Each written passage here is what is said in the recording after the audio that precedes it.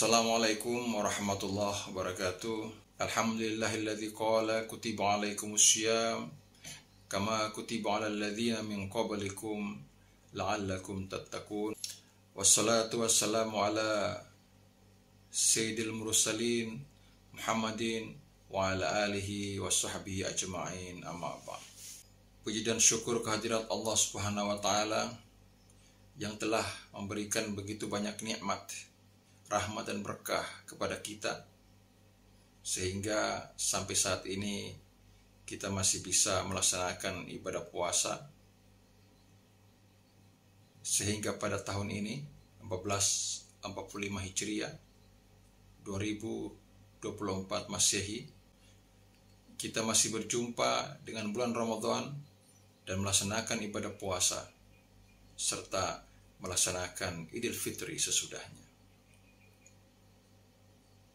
Sebagaimana biasanya, setelah pelaksanaan ibadah puasa, kita melaksanakan Idul Fitri.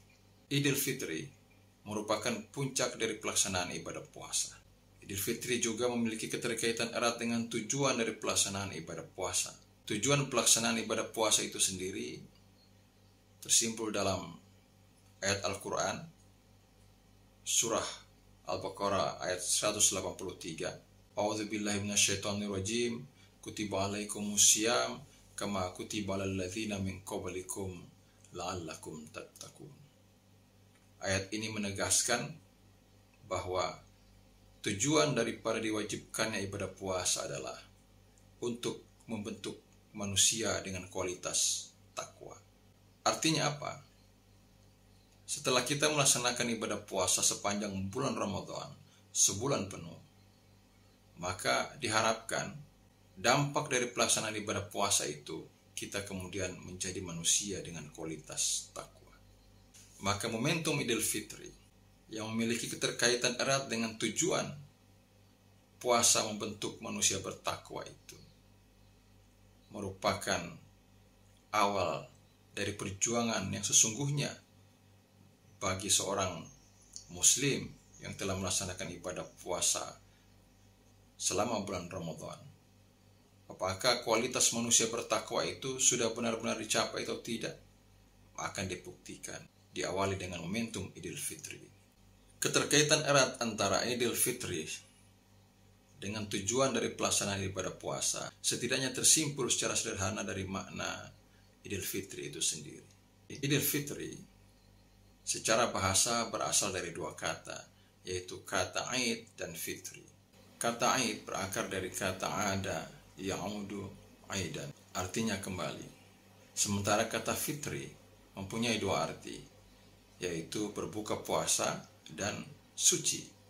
Kata Fitri yang berarti berbuka puasa misalnya tersurat dalam sebuah hadis yang diriwayatkan oleh Malik bin Anas, karena Rasulullah sallallahu alaihi wasallam la ya'uddu yawmal fitri hatta ya'kula tamarat wa ya'kulahunna mitran. Hadis ini menerangkan bahwa Nabi hampir tidak pernah sepanjang hidupnya sebelum melaksanakan sholat Idul Fitri terlebih dahulu memakan beberapa butir buah kurma, dan selalu dalam jumlah yang ganjil. Jadi makna pertama dari Idul Fitri adalah kembali berbuka. Artinya setelah umat Islam selesai melaksanakan ibadah puasa sepanjang bulan Ramadan, umat Islam kembali berbuka. Itulah sebabnya disunahkan sebelum kita melaksanakan sholat Idul Fitri juga berdasarkan hadis ini, terlebih dahulu kita makan dan minum. Itu merupakan sunnah. Bahkan dengan makna Idul Fitri yang pertama ini, kita umat Islam pada tanggal 1 Syawal justru diharamkan untuk berpuasa. Bila pada bulan Ramadan kita wajib berpuasa di siang hari, maka pada tanggal 1 Syawal kita diharamkan untuk berpuasa. Dan disunahkan untuk sebelum berangkat melaksanakan sholat Idul Fitri, terlebih dahulu kita makan dan minum walaupun sedikit. Kemudian makna kedua dari kata fitri artinya suci.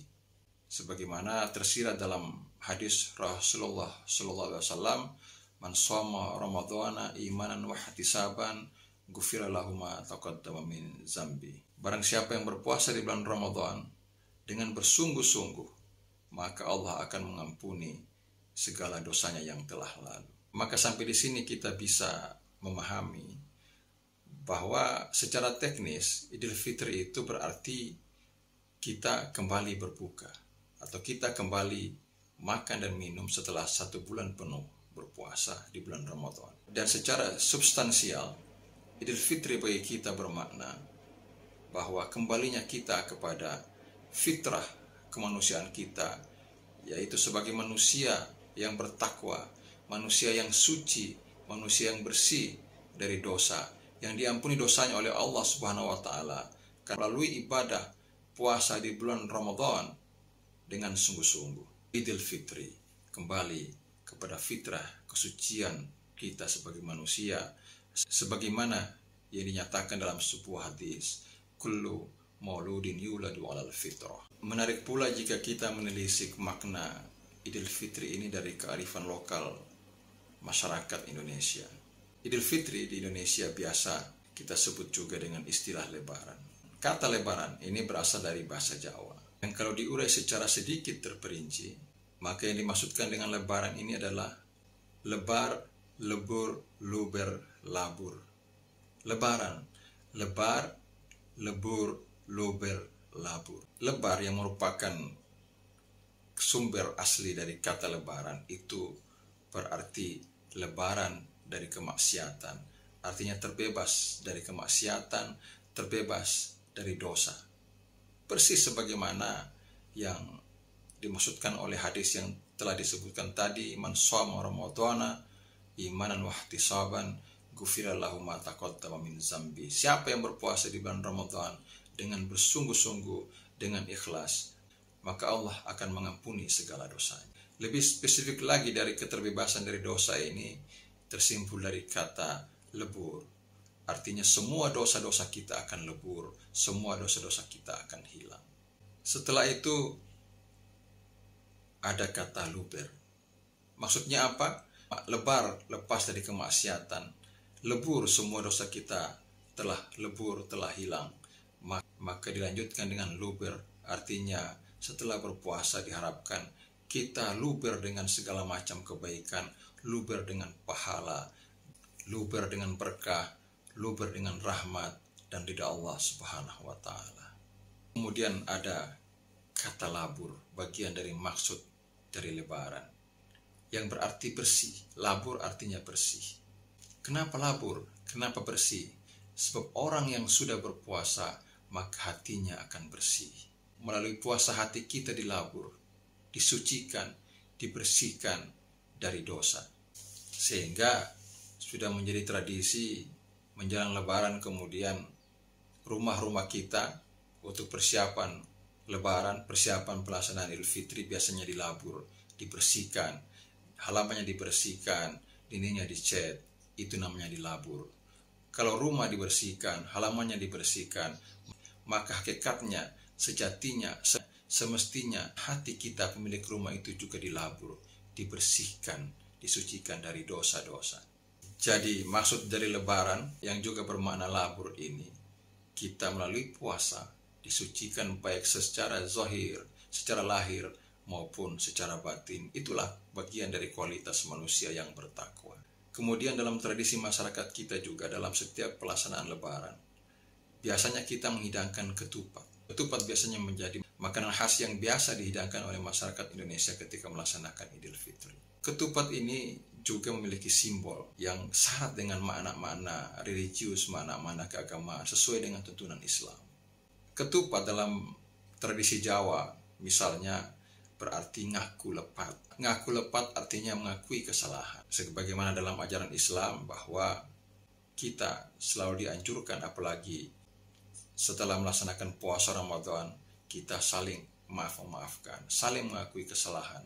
Kemudian kita sekaligus juga mengakui kesalahan baik kepada sesama manusia maupun kepada Allah Subhanahu wa taala. Kemudian bentuk segi empat dari ketupat itu juga memiliki makna. Kemudian bentuk segi empat dari ketupat juga memiliki makna khusus. yang tidak terlepas dari nilai-nilai ajaran agama kita. Bahwa bentuk segi empat dari ketupat itu bermakna kiblat papat lima pancer, artinya 4 arah mata angin dan 1 pusat, yaitu tujuan hidup manusia. 1 pusat tujuan hidup manusia tidak lain adalah berorientasi kepada semata ridha Allah Subhanahu wa Ta'ala. Jadi bentuk ketupat saja mengajarkan kepada kita bahwa kemanapun arah kita berjalan, kemanapun kita pergi, kemanapun kita menghadap, maka seluruhnya diorientasikan hanya kepada 1 pusat, 1 kiblat, yaitu menyembah kepada Allah Subhanahu wa Ta'ala, melaksanakan perintahnya dan menjauhi segala larangannya. Bentuk segi empat dari ketupat punya makna simbolik yang begitu dalam sesuai dengan ajaran Islam. Makna yang mengajarkan kepada kita bahwa inna lillahi wa inna ilaihi raji'un. Kita semua berasal dari Allah dan pada saatnya juga akan kembali kepada Allah.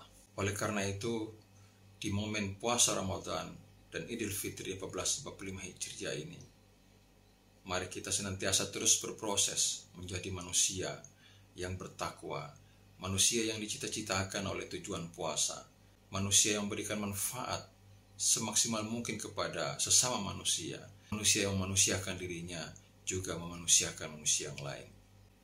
Demikian, semoga kita senantiasa mendapatkan keberkahan dan ridha Allah Subhanahu wa Ta'ala. Assalamualaikum warahmatullahi wabarakatuh.